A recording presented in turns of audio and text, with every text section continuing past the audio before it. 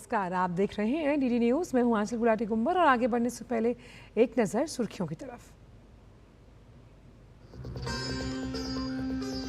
प्रधानमंत्री नरेंद्र मोदी ने झारखंड को दी 6 वंदे भारत ट्रेनों की सौगात। टाटानगर पटना वंदे भारत, टाटानगर बहरामपुर, देवघर वाराणसी, हावड़ा गया, हावड़ा राउरकेला, हावड़ा दुमका भागलपुर शामिल। रेलवे से जुड़ी करीब 660 करोड़ रुपए की परियोजनाओं को किया राष्ट्र को समर्पित।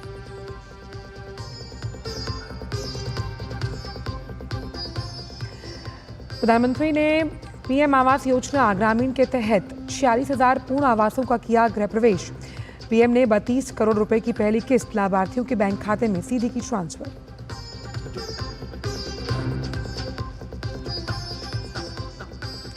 उत्तर प्रदेश के मेरठ में बड़ा हादसा, 3 मंजिला इमारत ढहने से एक ही परिवार के 10 लोगों की मौत, 5 घायल।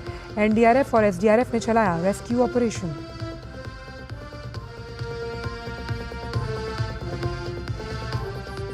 पश्चिम बंगाल के गांगेय क्षेत्र, ओडिशा और झारखंड में तेज बारिश और बाढ़ के खतरे की संभावना। मछुआरों को समुद्र में न जाने की सलाह। अगले 2 दिनों तक छत्तीसगढ़, बिहार और पूर्वी मध्य प्रदेश में भी मूसलाधार बारिश का अनुमान।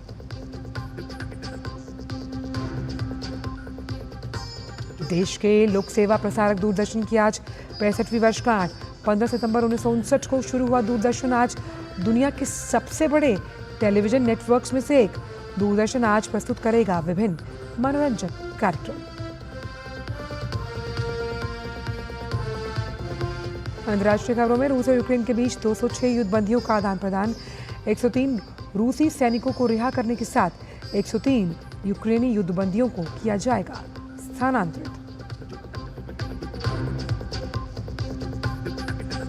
और खेल की खबरों में डायमंड लीग फाइनल में चैंपियन बने से 1 सेंटीमीटर के अंतर से चूके नीरज चोपड़ा। 87.86 मीटर के बेस्ट थ्रो के साथ नीरज ने हासिल किया दूसरा स्थान। ग्रेनाडा के एंडरसन पीटर्स रहे पहले स्थान पर।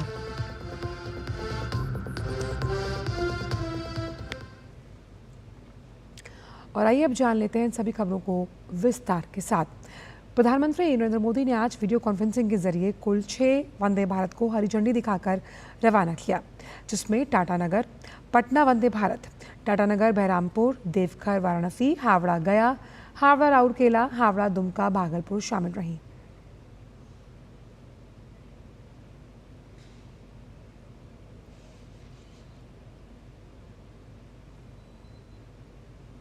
इसके साथ ही रेलवे से जुड़ी करीब 660 करोड़ रुपए की परियोजनाओं को प्रधानमंत्री ने राष्ट्र को समर्पित किया।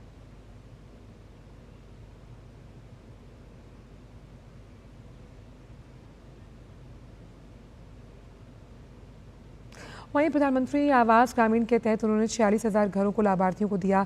साथ ही उन्होंने 32 करोड़ की रकम पहली किस्त के रूप में प्रधानमंत्री आवास योजना के लाभार्थियों के खाते में ट्रांसफर की।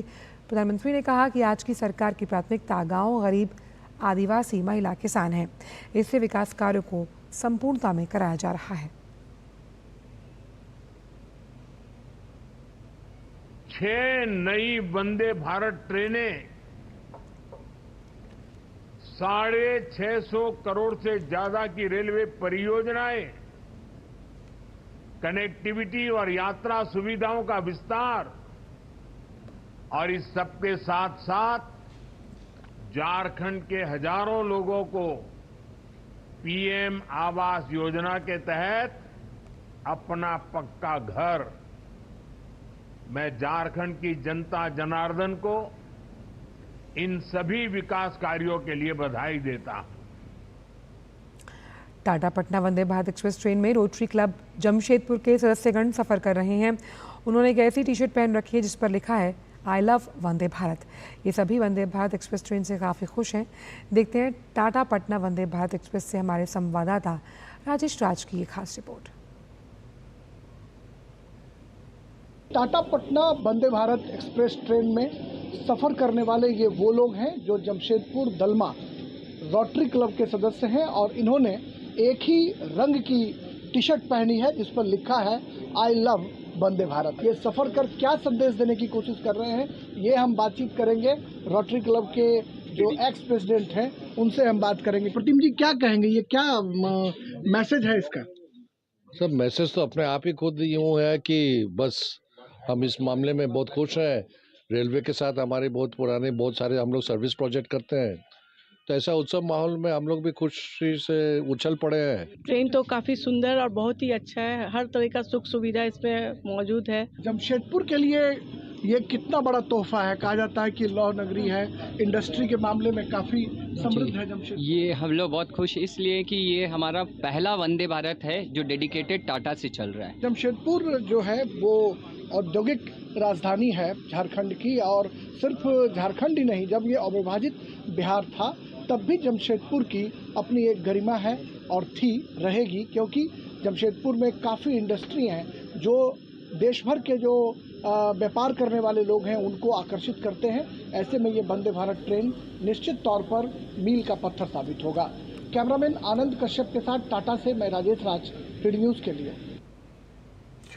और हमारे साथ ऐसी बड़ी खबर पर जानकारी देने के लिए जुड़ रहे हैं जमशेदपुर से हमारे संवाददाता दिवाकर कुमार। दिवाकर, झारखंड के लिए बड़ा दिन, जिस तरह से विस्तारीकरण किया जा रहा है, जब हम वंदे भारत की बात करते हैं, और कनेक्टिविटी के लिहाज से बेहद अहम बड़ी सौगात झारखंड के लिए।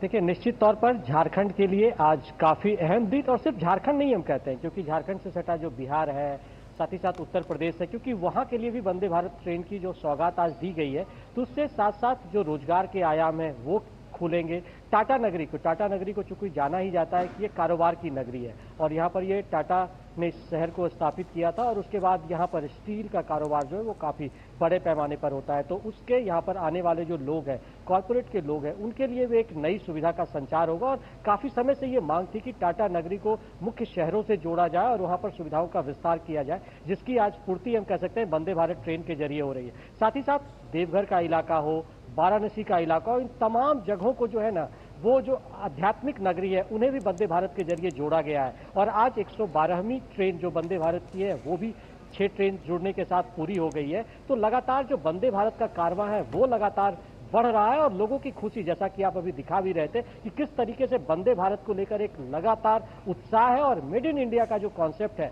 वो धरती पर उतर रहा है, और उसके जरिए लोगों को एक विश्व स्तरीय सुविधाएं मिल रही है। साथ ही साथ प्रधानमंत्री ने कई अन्य सौगातें भी आज दी है यहाँ से, जिसमें से जो प्रधानमंत्री आवास योजना के लाभार्थी हैं उनके लिए पहली किस्त जारी की गई है, और साथ ही साथ बुनियादी सुविधाओं के विस्तार को लेकर कई और भी योजनाएं हैं, उसका भी प्रधानमंत्री ने फ्लैग ऑफ किया है। तो आप समझ सकते हैं कि प्रधानमंत्री का लगातार ये फोकस है कि पूर्वी भारत का जो इलाका है, जो अब तक विकास की धारा में कहीं ना कहीं पीछे रहा है, वहां पर इस तरीके से विकास की गंगा बहाई जाए, और वहां पर लोगों को कनेक्टिविटी के जरिए जोड़ा जाए, बुनियादी सुविधाओं का विस्तार किया जाए। तो तमाम तरह की जो सुविधाएं हैं उसका विस्तार किया जाए, नेटवर्क बिछाया जा रहा है। और आपको याद होगा कि प्रधानमंत्री नरेंद्र मोदी ने इन तमाम योजनाओं का वीडियो कॉन्फ्रेंसिंग के जरिए इसलिए लोकार्पण किया क्योंकि आज झारखंड में मौसम खराब था, तो इसलिए वो रांची में उतरने के बाद उन्होंने यहां से ये तमाम तरह की सौगात दी। और उसके बाद प्रधानमंत्री वहां पर जो है वो एक पब्लिक रैली को भी एड्रेस करने वाले हैं। तो एक तमाम तरह का उत्साह और जो जोश है वो झारखंड के लोगों में देखने को मिल रहा है। और प्रधानमंत्री लगातार जब अपनी भाषण यहाँ पर दे रहे थे, संबोधित कर रहे थे, तो उन्होंने किस तरीके से कहा कि ये जो तमाम परियोजनाएं हैं,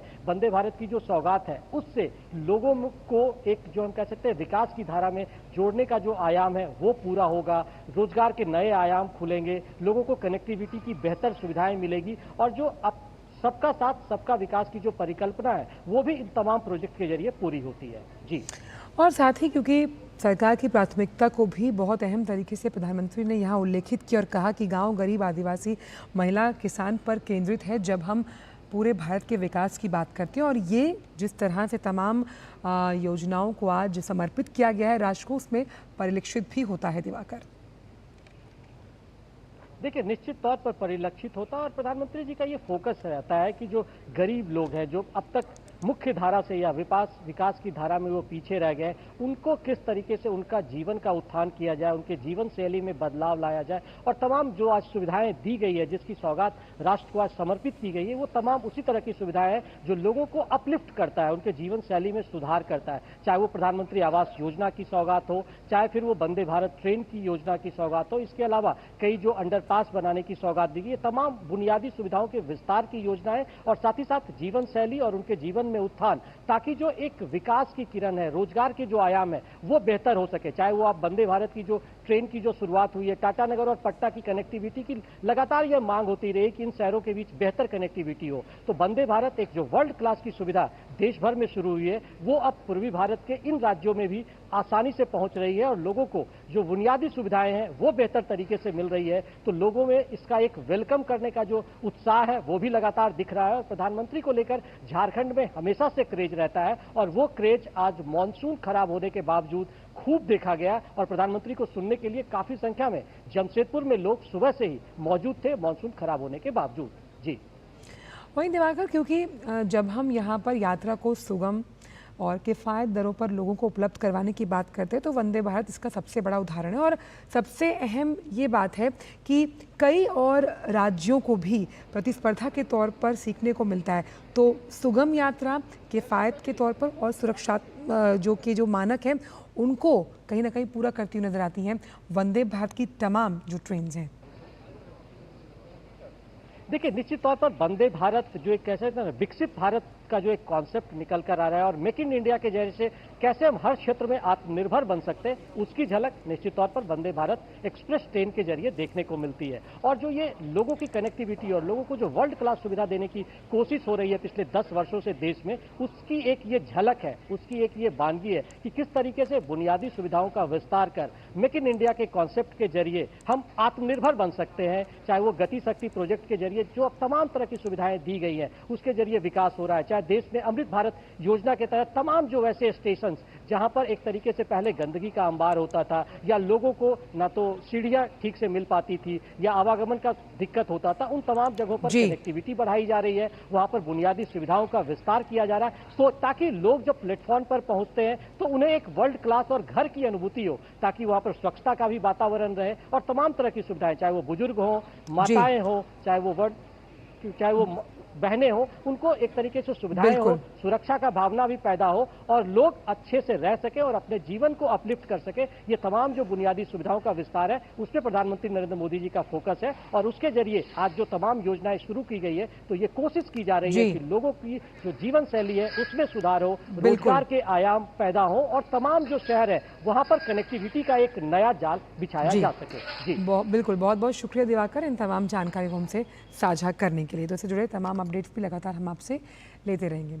और आइए अब बात करते हैं उत्तर प्रदेश के मेरठ जिले के लोहिया नगर की, जहां बड़ा हादसा हुआ। एक 3 मंजिला इमारत के ढह जाने से 10 लोगों की मौत हुई है। मेरठ के जिलाधिकारी दीपक मीणा ने बताया कि घटना के वक्त इमारत में ही परिवार के करीब 15 लोग थे। एसडीआरएफ और एनडीआरएफ समेत अन्य बचाव दल की मदद से रेस्क्यू ऑपरेशन चलाया गया था, जो अब समाप्त हो गया।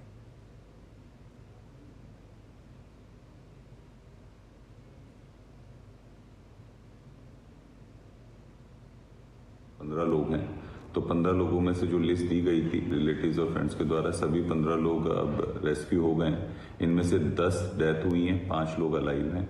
10 जो डेथ्स हैं उसमें से 2 मेल्स हैं, 8 फीमेल्स हैं और 5 बच्चे हैं। और मेरठ के इस ताज़ा घटनाक्रम पर ज़्यादा जानकारी के साथ जुड़ रही हैं संगीता श्रीवास्तव। संगीता, मेरठ बिल्डिंग हादसे में मलबे में दबकर 10 लोगों की मौत हुई है। इस वक्त वहां पर क्या ताज़ा हालात हैं और किस तरह से जो स्थानीय लोगों उन्होंने मदद की और वहां का प्रशासन किस तरह से अब काम कर रहा है इस पूरे मामले को लेकर? बताना चाहूंगी कि इस समय जो है जो लोग थे, यानी कि जो 15 लोग थे उन्हें निकाल लिया गया, जिसमें से 10 लोग मृतक हो चुके हैं, उनकी मौत हो गई है। प्रशासन ने उन्हें मेडिकल कॉलेज भेजा है, उनका पोस्टमार्टम किया जा रहा है। और अभी क्योंकि बिल्डिंग की हालत नाजुक है तो वहां पर रेस्क्यू मींस काम चल रहा है, जिससे क्योंकि कुछ नीचे डेयरी थी तो मवेशियों के भी फंसे होने की आशंका है और जो लोग थे उन सबको तो निकाल लिया गया है। और जैसे जिलाधिकारी से हमारी बात हुई है तो प्राकृतिक आपदा का जो फंड होता है उससे उनको तैयारी की जा रही है कि मुआवजा दिया जाएगा। संगीता, रेस्क्यू ऑपरेशन टीम को काफ़ी समस्याओं का सामना करना पड़ा यहाँ रेस्क्यू ऑपरेशन को चलाने के लिए, क्योंकि शहर बहुत पुराना है और जो कई ऐसी वहाँ पर इमारतें हैं वो जर्जर हालत में हैं। बिल्कुल, एक तो इसका जो मुख्य कारण रहा है कि मकान पुराना था और 4 दिन से लगातार मेरठ में दिन रात काफी भारी बारिश हो रही है और जो पुराने इलाके में ये घर है तो गलियां बहुत पतली हैं और उसमें मशीन ले जाना या टीम को पहुंचना काफी समस्या रही और उसके साथ साथ बारिश ने कहीं ना कहीं इसको बाधित करने किया है। वहीं जिस तरह से सीएम योगी आदित्यनाथ ने भी इस पूरे मामले का संज्ञान लिया है और घायलों के समुचित उपचार के निर्देश दिए हैं, जो घायल है उनकी स्थिति कैसी है, और ये भी बताया जा रहा है कि मलबे में कई जानवरों के दबे होने की भी आशंका है। बिल्कुल, हमारे सामने भी 3 मवेशी निकाले गए हैं वहां से और लगातार उनको अब भी फंसे होने की आशंका है तो निकाला जा रहा है। मुख्यमंत्री पूरे मामले का संज्ञान ले रहे हैं, ऊपर से निर्देश दिए गए हैं कि घायलों का जो है पूरा उचित इलाज किया जाए और इस पूरे मामले पर पुलिस और प्रशासन पूरी तरह से मुस्तैद है। चलिए, बहुत बहुत शुक्रिया संगीता, इन तमाम जानकारी को हमसे साझा करने के लिए। सीधा मेरठ से वक्त एक छोटे से ब्रेक का है, आप देखते रहिए डीडी न्यूज़। तड़के वाली भोली भाली मेहनत वाली असली तड़के वाली, ये तो बड़ी समझदार बड़ी होशियार MDH के सही टेस्ट का असली taste MDH ginger garlic paste. सुरक्षा की गारंटी हर चीज में जरूरी है, चाहे वो मुश्किल स्टंट हो या अच्छी फसल। इसीलिए ले आइए IIL के ट्रैक्टर ब्रांड का शिनबा, जो देता है सुंडी और ट्रिप से सुरक्षा की गारंटी। बेटियां घर की रौनक हैं, बेटियां घर संवारती हैं, बेटियां पीढ़ियां सजाती हैं, बेटियां घर की बुनियाद कहलाती हैं। बेटियों को सलाम करता है मोंगिया स्टील, स्टील का बादशाह। ब्रेक के बाद सभी का स्वागत। और अब बात ओणम की, जिसे फसल के मौसम और राजा महाबली के वापसी का प्रतीक माना जाता है। ओणम के त्यौहार को लेकर केरल समेत पूरे देश में उत्साह का माहौल है। सांस्कृतिक परंपराओं, पारिवारिक समारोह और उत्सवी आनंद से भरे इस त्यौहार पर देखिए हमारी खास रिपोर्ट। ओणम हिंदुओं के सबसे महत्वपूर्ण त्योहारों में से एक है और मुख्य रूप से दक्षिण भारतीय लोग बड़े उत्साह और जोश के साथ इसे मनाते हैं। घरों को विशेष रूप से सजाया जाता है, तरह तरह के स्वादिष्ट पकवान और व्यंजन बनाए जाते हैं। नृत्य और नाव दौड़ जैसे सांस्कृतिक कार्यक्रम और दान पुण्य के कार्य को पारंपरिक रूप से संपन्न किया जाता है। यह त्योहार राजा बलि की केरल की वार्षिक यात्रा का प्रतीक है। मलयालम भाषा में इसे थिरुवोणम कहते हैं और हिंदी कैलेंडर के अनुसार ये भाद्रपद या आश्विन माह में मनाया जाता है। ओणम राजा बलि की किंवदंती से जुड़ा हुआ है।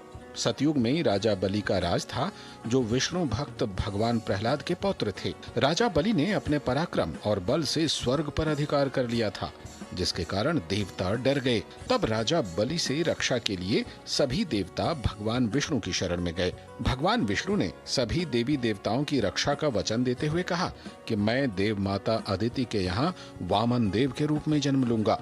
किंवदंती के अनुसार राजा बलि नर्मदा नदी के किनारे यज्ञ कर रहे थे। तब भगवान विष्णु वामन रूप में यज्ञ स्थल पर पहुँचे।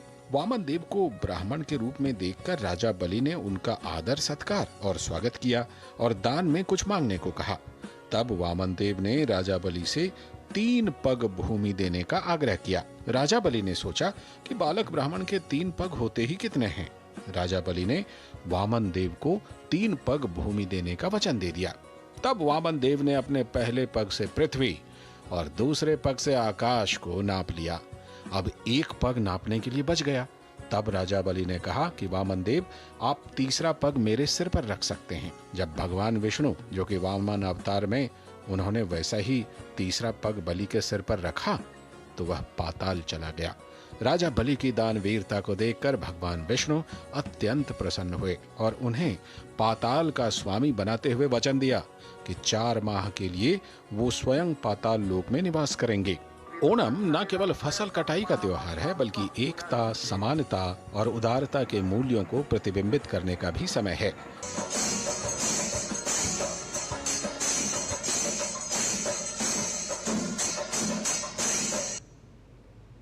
और ओणम का ये पर्व आस्था, उमंग और प्रेम को बढ़ावा देने का पर्व है। ओणम के उपलक्ष्य में राजधानी दिल्ली के उत्तरा गुरुवायूरप्पन मंदिर में श्रद्धा और भक्ति का सुंदर स्वरूप देखने को मिला। दिल्ली में कैसे मनाया गया ओणम का उत्सव बता रहे हैं हमारे सहयोगी पराक्रम सिंह शेखावत। नमस्कारम। भारत त्योहारों का देश है और इसी कड़ी में आज ओणम का त्यौहार पूरे देश में धूमधाम से मनाया जा रहा है। इस वक्त हम राजधानी दिल्ली के उत्तर गुरुवायूरप्पन मंदिर में मौजूद है और ओणम को लेकर यहाँ पर लोगों में कितना उत्साह है वो सीधा यहाँ के जो दर्शन करने के लिए भक्त पहुँचे उन्हीं से हम जानेंगे। आज ओणम का त्यौहार है, किस तरीके से इस त्यौहार को आप लोग मना रहे हैं? हम लोग यहाँ पे दोपहर को एक पूजा वगैरह हो गया, कल्चरल प्रोग्राम हो गया, उसके बाद अभी दोपहर को 4-5 हज़ार लोगों का खाना भी है। उसमें कम से कम 32 तरह का डिश है और 4 तरह का खीर है और सब लोग मिलके खुशी का त्यौहार है ये। हम लोग अपना गांव अभी मिस नहीं कर रहे। ये 1 डे का त्यौहार नहीं है, ये 10 डेज़ का है। हम लोग स्टार्ट करते हैं 10 डेज़ पहले से, रंगोली बनाते हैं और आज के दिन हम लोग रंगोली के साथ फिर प्रॉपर फैमिली सब लोग लंच सब साथ में करते हैं। तो it's a full 10 day celebration. Onam सिर्फ फैमिलीज़ को ही नहीं, दोस्तों को भी पास बुलाता है।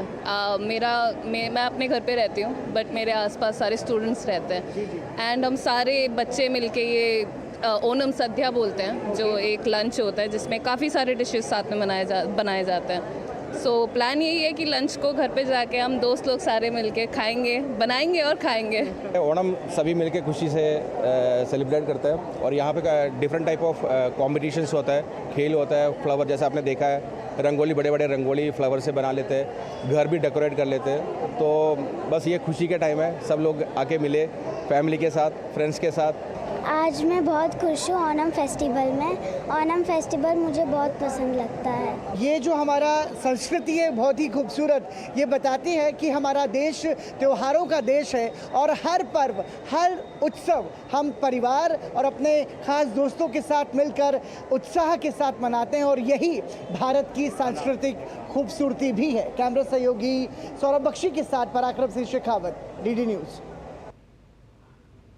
राष्ट्रपति द्रौपदी मुर्मू ने ओणम के शुभ अवसर पर सोशल मीडिया प्लेटफॉर्म एक्स पर पोस्ट कर सभी को ओणम की शुभकामनाएं दी। उन्होंने पोस्ट में लिखा कि ओणम के शुभ अवसर पर मैं सभी को, विशेषकर केरल के हमारे भाई और बहनों को हार्दिक शुभकामनाएं देती हूँ। इस त्यौहार के दौरान हम नई फसल का जश्न मनाते हैं और प्रकृति के प्रति अपना आभार व्यक्त करते हैं। ये त्यौहार सभी के लिए शांति, समृद्धि और खुशियाँ लेकर आए। प्रधानमंत्री नरेंद्र मोदी ने ओणम की शुभकामनाएं दी हैं। प्रधानमंत्री ने एक्स पर कहा कि सभी को ओणम की शुभकामनाएं, सर्वत्र शांति, समृद्धि और कल्याण हो। ये त्यौहार केरल की गौरवशाली संस्कृति का जश्न मनाता है और दुनिया भर में मलयाली समुदाय द्वारा उत्साहपूर्वक मनाया जाता है।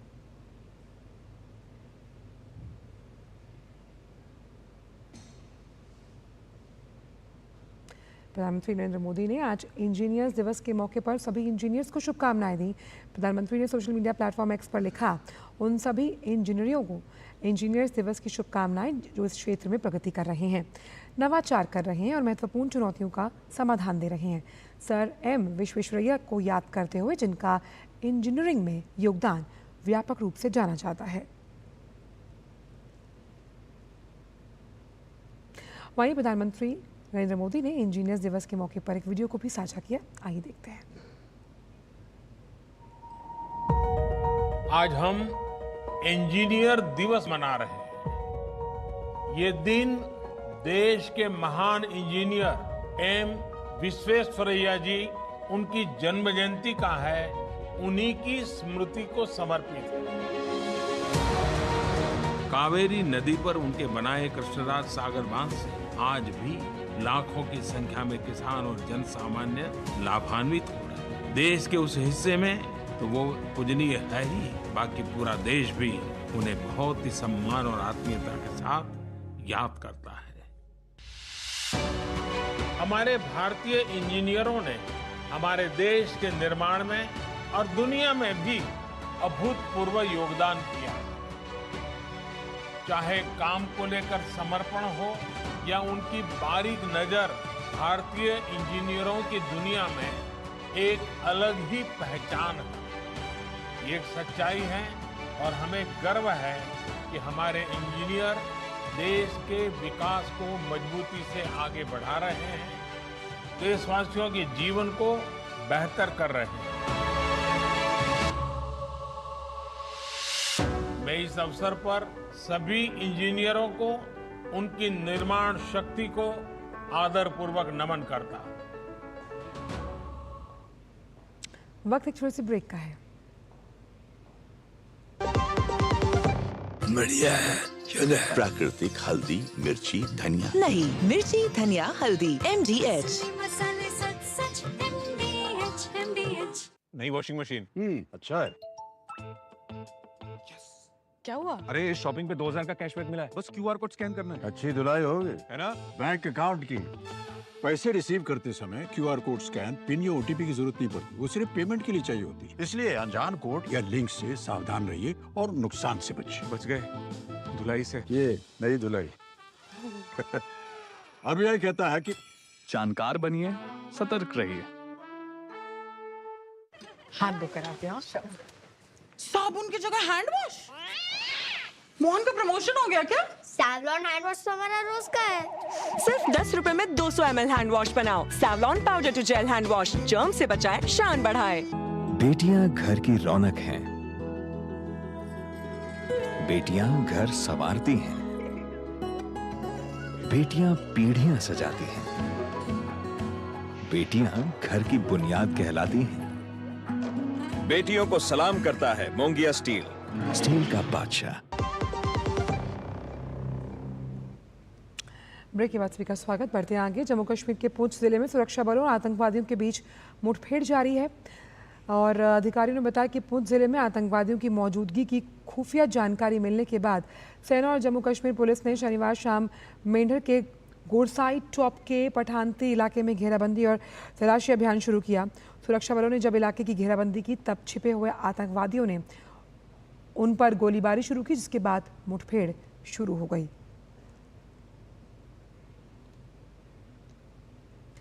खबर उत्तर प्रदेश से, जहाँ के मुख्यमंत्री योगी आदित्यनाथ प्रदेश में कानून व्यवस्था को लेकर आज एक उच्च स्तरीय बैठक करने वाले हैं। आज शाम को होने वाली इस बैठक में लॉ एंड ऑर्डर के महानिदेशक, अतिरिक्त महानिदेशक समेत सभी ADG, IG, DIG, पुलिस का कप्तान वीडियो कॉन्फ्रेंसिंग के जरिए शामिल होंगे।